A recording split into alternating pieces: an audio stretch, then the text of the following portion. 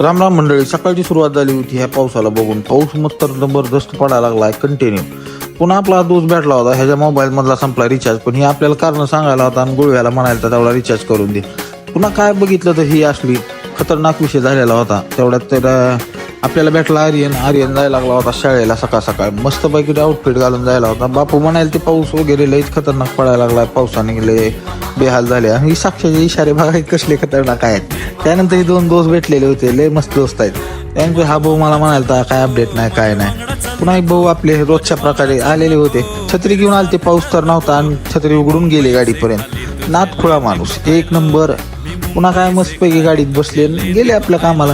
पुन्हा भेटले होते तात्यासाहेब म्हणजे कोण तुम्ही बघितलं बळकला असेल. पुन्हा म्हणलं जरा चहा बिस्किटाचा आनंद घ्यावा.